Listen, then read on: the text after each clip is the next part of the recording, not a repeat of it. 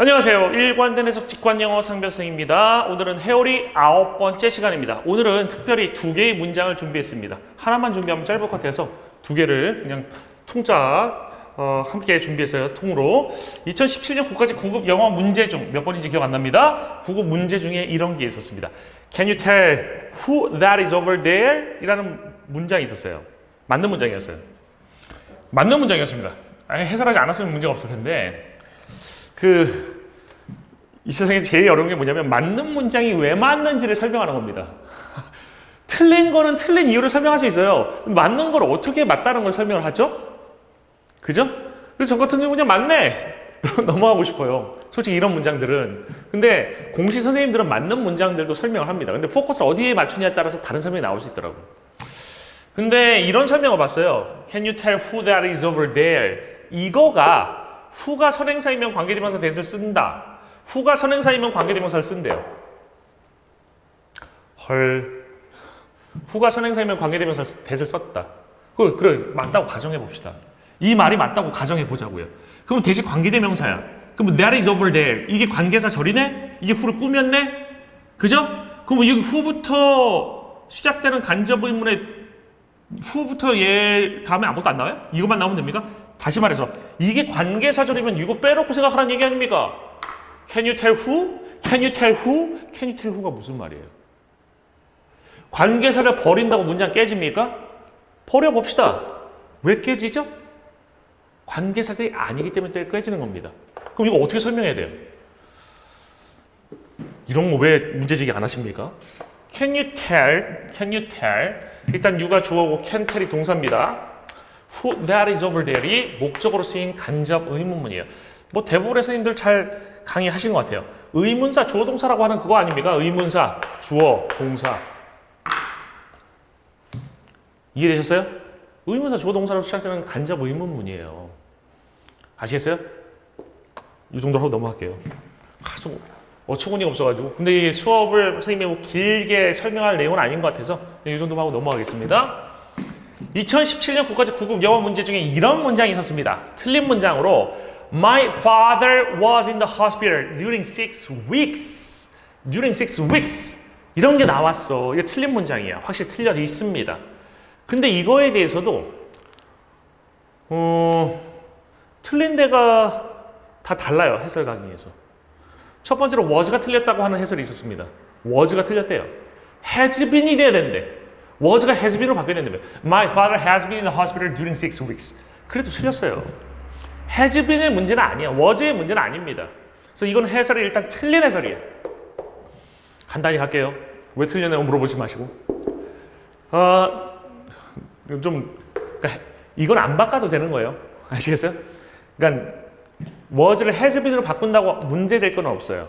My father has been in the hospital. 이거 자체는 문제는 안 됩니다. 그러면 스님이 왜 이거 언급했냐면 아니 문제는 딴 데 있는데 왜 괜찮은 걸 건드냐는 얘기예요. was 자체는 문제 없다고요. 문제는 during에 있었거든요. 아시겠어요? 저번에 선생님이 수업할 때 이런 말씀 드렸잖아요. 문제 없는 부분을 건드리는 것은 문제 없다는 거에 대한 확신을 갖지 못하기 때문이고 그 확신을 못 갖는 것은 실력 문제다 라고 말씀드렸잖아. 이거 was가 맞다는 거를 확실히 못 가졌기 때문에 여기 건든 겁니다. 이걸 왜 건드려? 그냥 맨날 공식화돼 있어. 공식. 기간이면 have been이야. 이런 식인 거죠. 그래서 쟤는 일단 넘어가고 진짜 오늘의 포커스는 여기 있어요.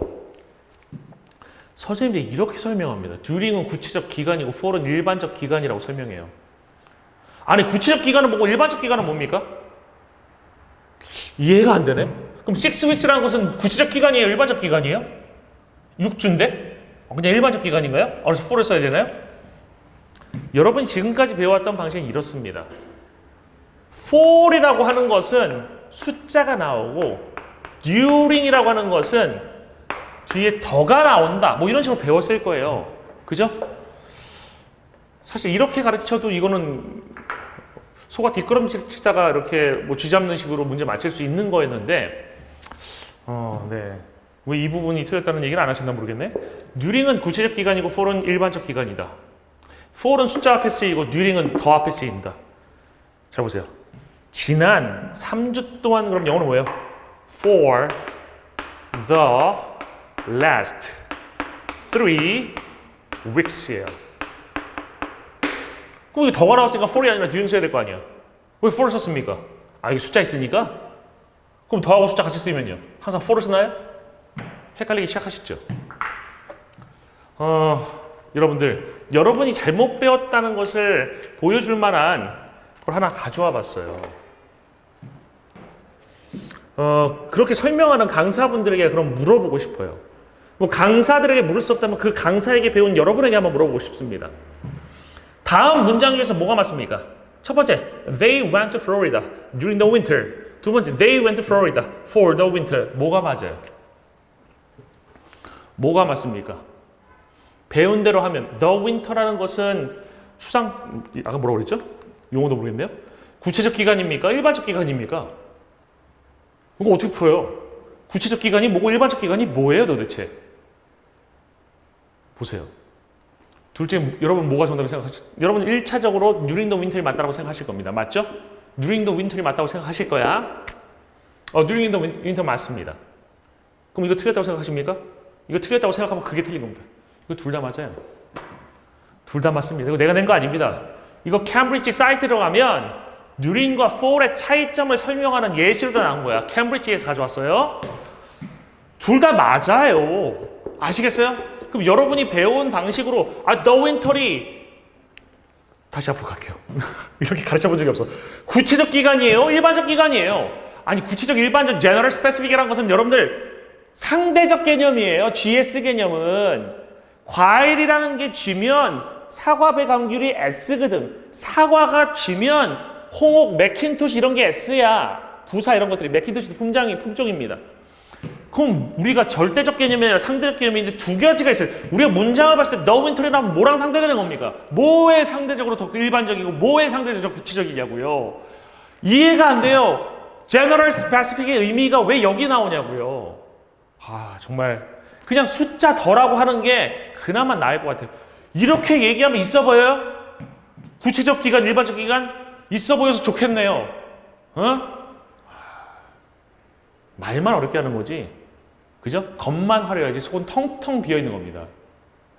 정말 흥분 안 할 수가 없어요. 구체적 기간, 일반적 기간. 저는 구체적, 일반적이라는 얘기를 general, specific, general이라는 표현을 독해할 때만 가르치거든요. 독해할 때만. 아니 문법할 때 이게 왜 나오죠? 봅시다. 그럼 이거 차이점이 뭔지 한 문장만 제가 더 써드릴게요. 한 문장만. It rained for 2 hours during the night.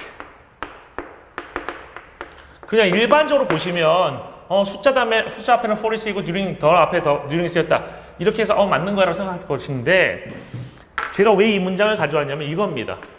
for과 during이 완전히 똑같은 의미 영역을 갖고 있다고 하면 한 문장에 쓰일 리가 없어요. 즉 for에 쓰인 동안, during에 쓰인 동안, 여기 있는 동안, 죄송합니다. 여기 있는 동안이라고 생각했어요. 제가 수업 시간에 치는 개그인데 이 동안 뺄게요. 이 동안과 이 동안은 의미상으로 우리나라 말로만 같은 동안일 뿐 사실 우리나라 단어만 공통일 뿐 의미는 다른 동안이에요. 이걸 어떻게 원서책에 설명을 하느냐? for은 how long의 답변, 얼마나 오랫동안에 대한 답변이고 during은 when의 답변이라고 나옵니다. 이게 아마 그래머 인 뉴스 같은 그런 기본적인 책에 나오는 설명일 거예요. 기본적인 책에 나오는 설명 되게 직관적으로 잘 맞잖아요. 얼마나 오랫동안 비가 왔어요? 2시간 동안 비가 왔어요. 언제 비가 왔죠? 지난 밤 동안에 왔습니다. 얼마나 오랫동안 비가 왔어요? 지난 밤 동안. 여기서 말하고 있는 during은 지난 밤 동안 얘가 아니라고요. 그 다음에 언제 비가 왔어요? 2시간 동안이요. 이게 아니라고요. 아시겠어요? 다시 앞으로 넘어가 볼게요. 그 시각으로 보세요. 한번. They went to Florida during the winter. 언제 플로리다 갔습니까? 겨울 기간에 갔다는 얘기예요. 겨울에 어떤 특정 시점에 갔겠죠. 이해됐어요? 겨울 때 갔다는 얘기예요. 첫 번째 거는. 그들은 두 번째 문장은 뭐예요? 그들은 플로리다 갔는데 얼마나 오랫동안 갔어요? 겨울 기간 동안 갔다는 얘기입니다. 이해되세요? 그 기간이 겨울 동안이라는 얘기예요. 플로리다로 겨울 동안 갔대요. 겨울 보내라고 했나 보죠. 플로리다가 뭐 겨울이 따뜻하고 온화한가 보죠. 무슨 말 이해되십니까? for 다음에 숫자가 나오는 비율이 많습니다. during 다음엔 더가 나올 확률이 훨씬 높습니다. 하지만 그게 완벽한 규칙이냐고요? 아닙니다. 근데 그보다도 못한 일반적 구체적 기간이라는 건 왜 나오는 겁니까? 이해할 수 없습니다. 여러분들 자신이 배워온 것이 이런 거였다라고 생각하면 제가 만약 이렇게 배웠다고 하면 배신감 느낄 것 같아요. 아니 정말 창의적으로 나의 시간을 소진시켜버리는 걸? 이라고 생각할 겁니다. 제가 왜 이런 얘기 자꾸 하냐면 잘못 배운 거를 지우는 노력이 훨씬 더 오래 들어가요. 그러니까 잘 보세요. 하나만 더 얘기해 볼게요. 오늘 lead to라는 표현이 있어요. lead to. 이게 자동사일 때는 사실 뜻이 이끌다가 아니라 이어지다거든요. 근데 이게 어디부터 첫 단추가 잘못됐는지 몰라도 예전에 그 어떤 되게 유명한 교재를 집필하신 분이 저에게 그 단어장을 하나 선물해 주신 적이 있는데 거기에 이제 수거 편을 보니까 lead to에 이끌다라고 써 있더라고요. 그래서 제가 바로 말씀드렸어요. 이거 이끌다라고 해석하시면 안 되고 이어지다라고 해야 된다고. 이끌다는 타동사라고. 근데 그 누군가가 잘못 가르친 게 지금까지 lead to를 이끌다라고 가르치는 게 이어져 내려왔습니다. 자신이 스스로 다 연구하는 강사들은 이거 이끌다라고 가르칠 수가 없어. 왜? 사전 보면 이어지라고 써 있거든. 이끌다라고 해석하고 있습니다. 수능 시장에 어떤 업체 일타 강사도 이끌다라고 해석하더라고요. 근데 재밌는 게 제가 이제 그 올바른 해설 강의를 찍어서 올리고 그 해설 강의를 그 선생님의 제자가 보고 문제 제기해서 그 선생님이 그 틀린 거 여러 개를 고치는 와중에 리드 투도 고쳤더라고요. 근데 그 당시는 이제 고치는 게 약간 임시방편으로 고쳤나 봐요. 이거를 이어지다라고 하는 게 아니라 뭐 초래하다 이런 식으로 해석했던 것 같아요. 그 다음에 해설 강의를 또 봤습니다.